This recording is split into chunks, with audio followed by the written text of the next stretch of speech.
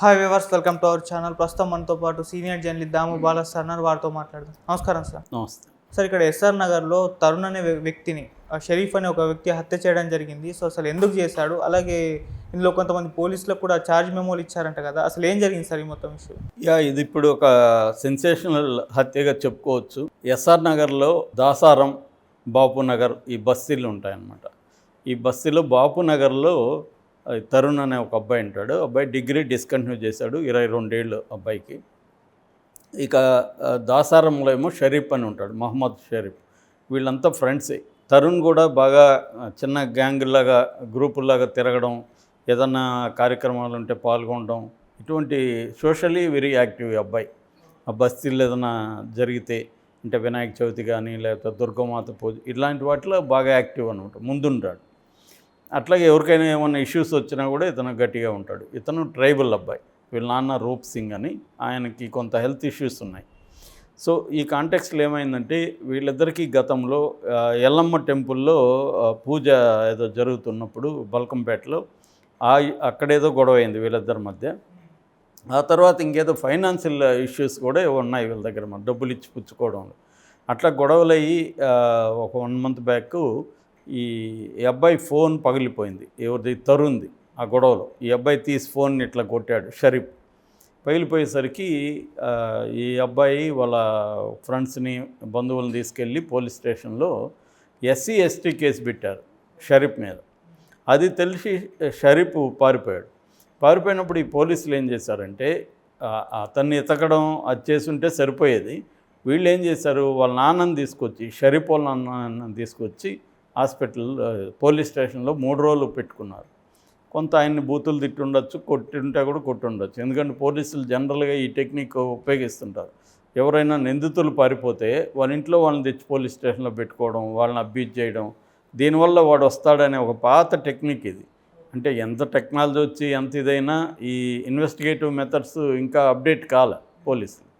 ఈ ఓల్డ్ టెక్నిక్స్నే, పురాతన కాలం నుంచి చేసే టెక్నిక్స్ని ఇంకా ఫాలో అవుతున్నారు. ఓకే, ఎందుకంటే ఇది ఈజీ అనమాట.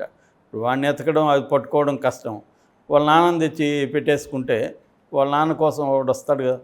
ఇటువంటి ఒక బద్ధకం చేసే వ్యవహారం, లేదా వాళ్ళకి టైం లేకుండా ఇట్లాంటి పాత పద్ధతిలో చేస్తున్నారు. కానీ ఇట్లాంటివి మానుకోవాలి యాక్చువల్గా. అది పోలీసులు తప్పు ఉంది. ఇక్కడ ఎప్పుడైతే ఈ అబ్బాయిని తెచ్చాడో, వీళ్ళ నాన్నని తెచ్చాడో, వీళ్ళ నాన్నకి హెల్త్ బాగాలేదు. దానివల్ల షరీఫ్ బాగా హర్ట్ అయిపోయాడు. బాగా మా నాన్నని ఇలా ఇబ్బంది పెట్టే విధంగా చేశాడు వీడు, ST SC కేసు పెట్టి. దీంట్లో ST SC ఏముంది సమస్య అని షరీఫ్ ఏం చేశాడంటే వెళ్ళి సరెండర్ అయిపోయి వాళ్ళ నాన్నని విడిపించుకున్నాడు. తనేదో సరెండర్ అయ్యి బైండ్ ఓవర్ అయ్యి బయటికి వెళ్ళాడు ఆ కేసులో. స్టేషన్ బెయిల్ మీద బయటికి వెళ్ళిపోయాడు. దాని తర్వాత తను కక్ష పెట్టుకున్నాడు ఎవరి మీద, ఇతని మీద. అంతవరకు మామూలు గొడవలాగా ఉన్నది. ఎప్పుడైతే నాన్నని పెట్టుకోవడం, SC ST కేసు పెట్టడంతో షరీఫ్ ఏం చేశాడంటే ఒక తీవ్రమైన కక్ష పెట్టుకున్నాడు. ఎందుకంటే షరీఫ్ అనేవాడు ఆల్రెడీ హిస్టరీ షీటర్ అనమాట. హిస్టరీ షీటర్ అంటే రౌడీ షీటర్ మన భాషలో చెప్పాలంటే.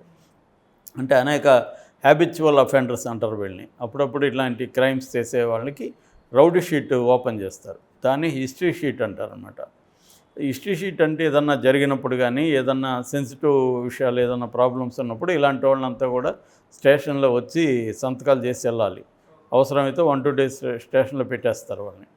సో అంటే జనరల్గా నేరాలు ఈ ఏరియాలో వీళ్ళు చేస్తుంటారని. సో ఈ అబ్బాయి అలాంటి వ్యక్తి అనమాట. అందుకని ఇప్పుడు కక్ష కట్టుకొని చంపేస్తాను నేను, వాడిని వదలను అని ఈ అబ్బాయి వాళ్ళ ఫ్రెండ్స్ దగ్గర చెప్పడం మొదలు పెడితే, ఈ కామన్ ఫ్రెండ్సే కాబట్టి వీళ్ళి తరుణ్కి చెప్పారు.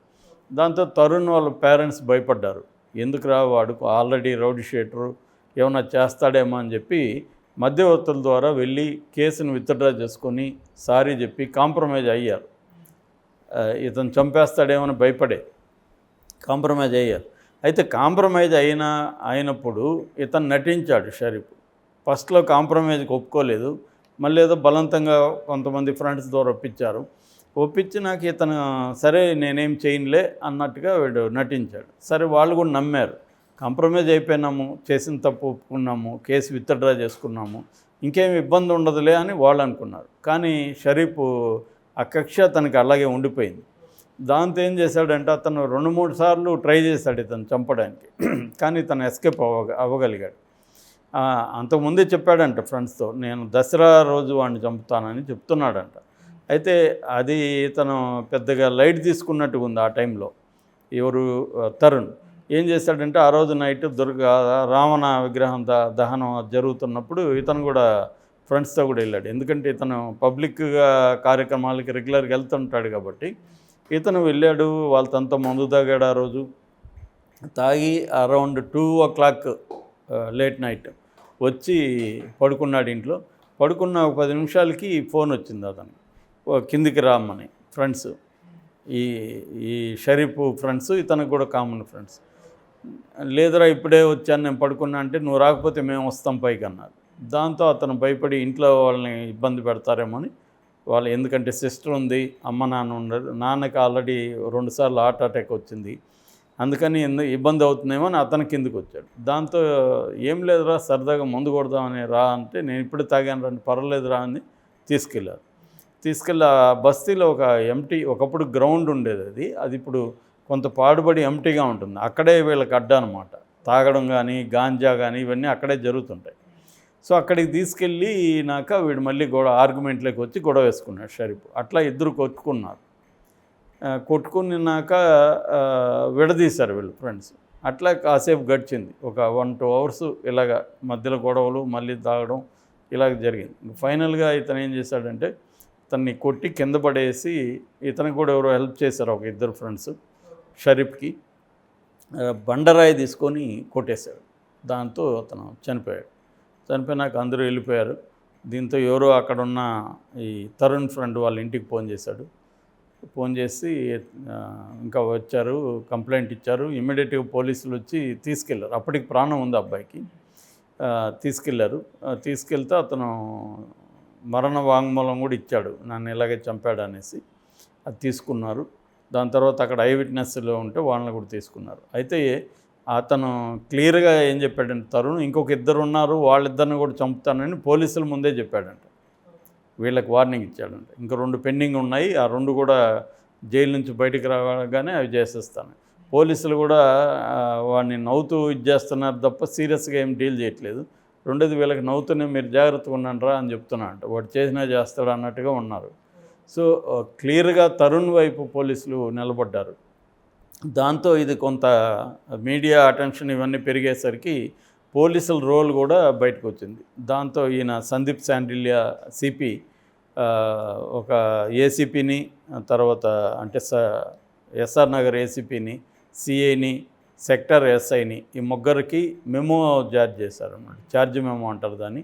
అంటే దీంట్లో మీ మీద ఇలాంటి ఆరోపణలు వచ్చే మీ సమాధానం ఏంటని అడుగుతారు.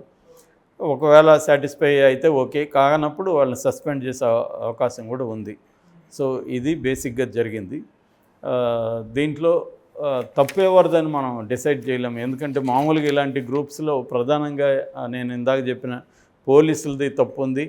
అట్లాగే వాళ్ళ పేరెంట్స్ కంట్రోల్ చేయలేని పేరెంట్స్ పరిస్థితి, వాళ్ళు కూడా బలహీనంగా ఉంటారు కాబట్టి కంట్రోల్ చేయలేరు. రెండోది వీళ్ళకి ఏంటంటే అక్కడ ఉన్న వాళ్ళు లోకల్స్ చెప్పేది, ఆ ఏరియాని ఎప్పటి నుంచో చెప్తున్నాము, ఇక్కడ గాంజా అన్నీ జరుగుతున్నాయి, దాన్ని క్లియర్ చేసి దానికి లైట్స్ వేసి అక్కడ 2-3 కెమెరాలు పెడితే కొంత క్రైమ్ని చేయొచ్చు అనేది ఎప్పటి నుంచో చెప్తుంటే పోలీసులు ఎవరు పట్టించుకోలేదు. అక్కడున్న జిహెచ్ఎంసీ అధికారులు కూడా పట్టించుకోలేదు. అంటే ఇట్లా కొన్ని డార్క్ స్పాట్స్ అక్కడక్కడ సిటీలో వదిలేస్తున్నారు, ముఖ్యంగా బస్తీలలో. అక్కడ వీళ్ళు చేరుతున్నారు. వీళ్ళు ఏంటంటే అర్ధరాత్రి వరకు కూడా నిద్రపోరు, నైట్ 3-4 అరుస్తూ ఉంటారు. చుట్టుపక్కల వాళ్ళకి కూడా విపరీతమైన డిస్టర్బెన్స్.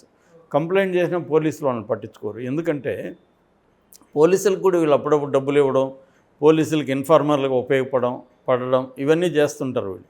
ఈ అబ్బాయి షరీఫ్ అనేవాడు గాంజా ట్రేడర్ కూడా, అందరికి గాంజా సప్లై కూడా చేస్తాడు అబ్బాయి. ఇదంతా పోలీసులకి నెక్సెస్ ఉంటుంది. దానివల్ల కూడా వీళ్ళు దీన్ని క్లియర్ చేయరు. వాళ్ళకు కూడా ఇలాంటి స్పాట్స్ అవసరం. ఇది ప్రాబ్లం అన్నమాట. దీన్ని గవర్నమెంటే సీరియస్గా తీసుకొని పై స్థాయిలో చేయగలిగితేనే, కింది స్థాయిలో పోలీసులు చేయరు. వీళ్ళు పై స్థాయిలో చేయగలిగితేనే ఇట్లాంటివి ఆపగలుగుతాం. Okay, thank you sir. Thank you.